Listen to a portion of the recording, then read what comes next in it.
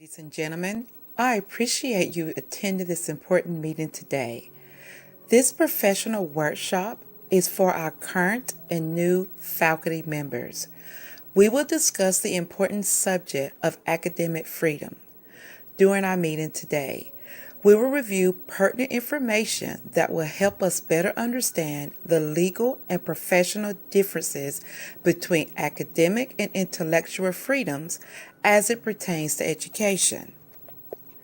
Kaplan and Lee explained that the First Amendment freedom of expression rights and the First Amendment academic freedom rights can overlap, but they are not necessarily the same.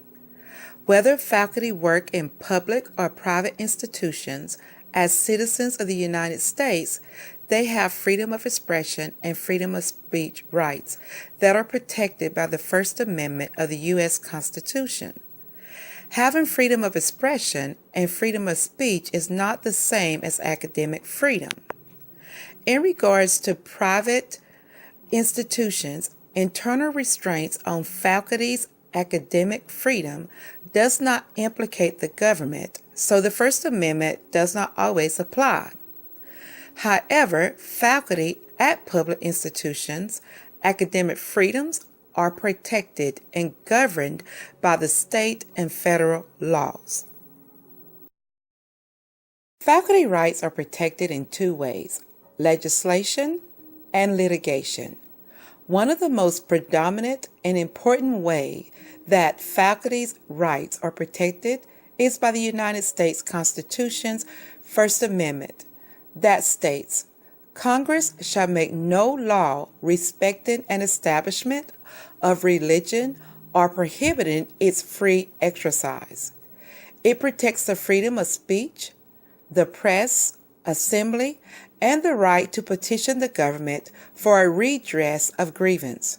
The First Amendment, in essence, protects a faculty's freedom of expression, speech, and press. Kaplan and Lee stated an important case in which the U.S. Supreme Court's ruling is regarded as the bedrock decision on this issue. Pickering versus Board of Education in 1968 is a foundational case on faculty's freedom of speech, professional rights. The U.S. Supreme Court determined that the teacher's letter addressed a matter of legitimate public concern, thus implicating his free speech rights as a citizen. The court then balanced the faculty's free speech interest against the state's interest as employer in maintaining an efficient educational system. The court found that Pickering had no working relationship with the Board of Education, that his letter had no detrimental efforts on the schools, and that his performance as a teacher was not hindered by the letter. We need to understand how academic freedom and intellectual freedom rights are protected, but we need to understand their differences even more. Academic freedom is the right of instructors and faculty to conduct research and publish their results with full freedom in the subject area that they are teaching, as long as they are presenting an adequate performance in other academic areas. This freedom gives instructors the anonymity of freely discussing their subject matter. However, instructors cannot discuss controversial issues that does not apply to their subject or discipline. Also, colleges and universities can limit the academic freedom of faculty, but these restrictions must be in writing and clearly stated prior to terminating a faculty member. Intellectual freedom is the inalienable rights for all citizens, including faculty, to pursue and accept information from all viewpoints without restrictions or censorships. These freedoms depend upon the free access to all expressions and ideals, no matter who may disagree, as all sides of a question, cause, or movement may be explored. Some differences between academic freedom and intellectual freedom are: academic freedoms applies to instructors and students. Academic freedoms can be limited, and instructors, professors, as well as students cannot unabashedly use their intellectual freedom in the classroom. Also, a difference is that intellectual freedom is extended to all students and citizens of this country. Intellectual freedom is protected by the First Amendment.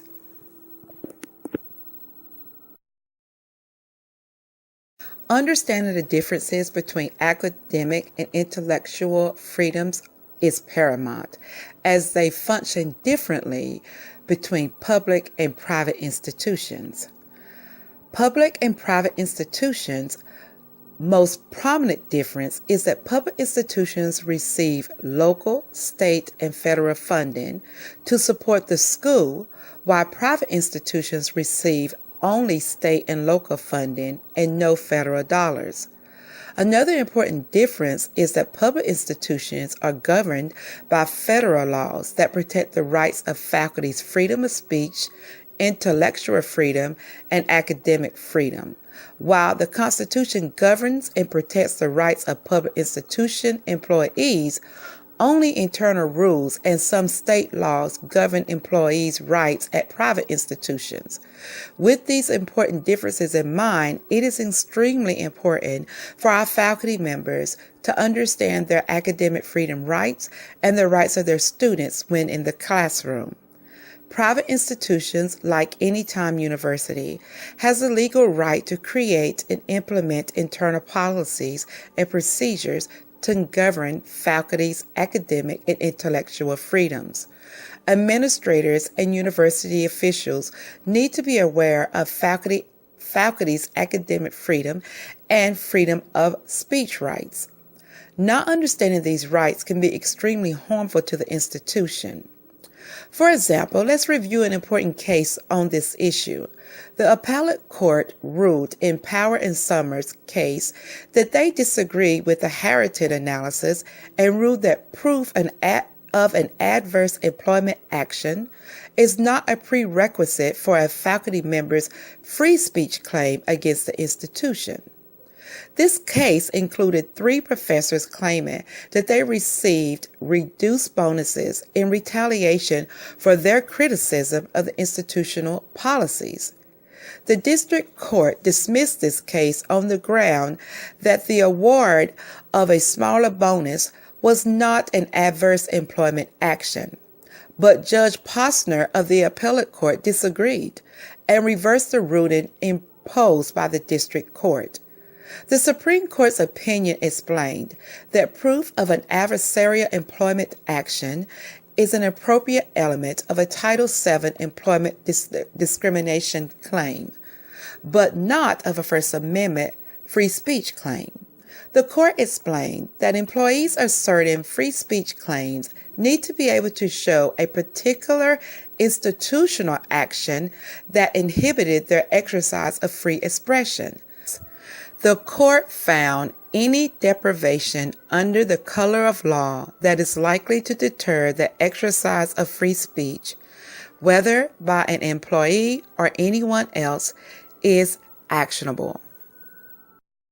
Understanding the impact of legislation and litigation laws on academic and intellectual freedoms in the classroom is very important. However, understanding how these laws have expanded will help us improve instruction going forward.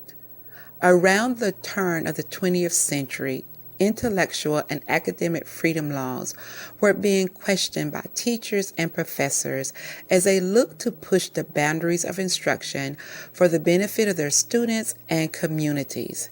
As new universities were established across the country, intellectual grounds were broken through with the creation of new departments in natural and social sciences. Eastman and Boyles noted that inquiries and scholarships in these new fields, especially the social sciences, were not always approved by those in power at universities or for the society as a whole. For classroom instruction, it is important to note that academic freedom in the classroom is considered to be the bedrock of education and is seen as a pivotal issue for educators. Academia, be it research or law, see this issue as determinate in nature, whether they are arguing academic freedom is essential to shaping the role of faculty and students, or academic freedom is the very essence of the responsibility of the teaching profession. American Association of University Professors was founded in 1915 and headed up by John Dewey. This organization developed different principles to help guide institutions on the governing policies for academic freedom and tenure. Their 1940 statement of principles on academic freedom and tenure was instrumental in broadening the scope of academic freedom for teachers and faculty. Administrators at any time university are in the process of reviewing current policies and procedures to make revisions to better align with current laws, with revising the language in specific documents so it better reflects the various technological products and services available to faculty, staff, and students for classroom instruction purposes. As officials of any time university, we need to remember that there is a broader discussion going on in the teaching profession about academic and intellectual freedoms. Kaplan and Lee explained that in the broader sense, academic freedom is being referred to as not only the prerogatives and rights of faculty members, but also the prerogative and rights of students. Likewise, student academic freedom is critical, but administrators and governing boards are having to address more and more the legal version of academic freedom, increasingly being referred to as the rights and interests of the institution as a whole. In the realm of law and courts, we must make the distinction between constitutional law and contractual law protections regarding our instructors' academic freedom. Though courts usually discuss academic freedom in cases concerning the constitutional rights of faculty members, the legal boundaries of academic freedom are initially defined by contract law. Faculty members possess whatever academic freedom is guaranteed them under their faculty contract with the institution, whether the contract is an individual contract or a collective bargaining agreement. The 1940 Statement of Principles on Academic Freedom and Tenure noted that sometimes these rights are incorporated into faculty contracts, and these principles is crucial for administrators to determine whether this has been done prior to hiring a faculty member. The American Association of University Professors also noted the importance in understanding that academic collective bargaining includes the unionization of all sectors of the higher education workforce, from tenure-bound faculty to graduate student. Utilizing these resources have been instrumental in expanding what instructors can teach in his or her classroom. Higher education institutions are to reflect the common good and not to further the interest of one teacher or the institutions as a whole. The American Association of University Professors revised their 1940 Statement of Principles on Academic Freedom and Tenure to promote further public understanding of academic freedom and tenure. This organization has also stated that academic freedom protects the rights of the instructor to have full freedom to research and publicize their results. Faculty have the rights and responsibility to share information with their students to help instruct them on the discipline in which they are studying to improve their lives and help them meet their educational goals. In conclusion, academic and intellectual freedoms have become extremely important to students, teachers, and the institution. Understanding the laws pertaining to academic and intellectual freedom is vital to helping anytime universities, faculty, staff, and administrators better position the school. Some key factors to remember about academic and intellectual freedoms are: academic freedom is the right of instructors or faculty to conduct research and publish the results with full freedom that is subject to their adequate performance in other academic duties. Intellectual freedom is the inalienable right for all citizens, including faculty, to pursue and accept information from all viewpoints without restrictions or censorship. The American Association of University Professors was created in 1915 and was headed up by John Dewey. This organization has provided guidance on this issue for institutions in higher education.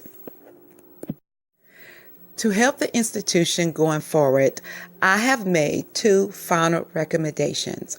My first recommendation is that anytime university officials should review current institutional policies and procedures to ensure that the present laws are being followed and adequate protections are afforded to faculty and students for their academic freedoms.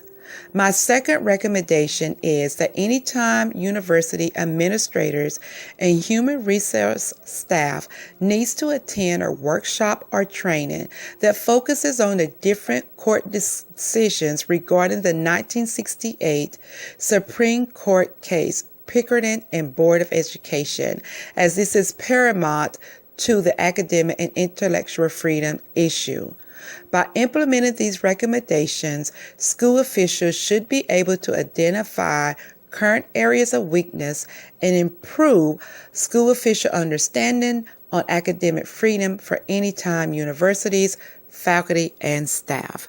Ladies and gentlemen, I thank you for attending my workshop. Please note my contact information for any further questions. Thank you and have a nice day.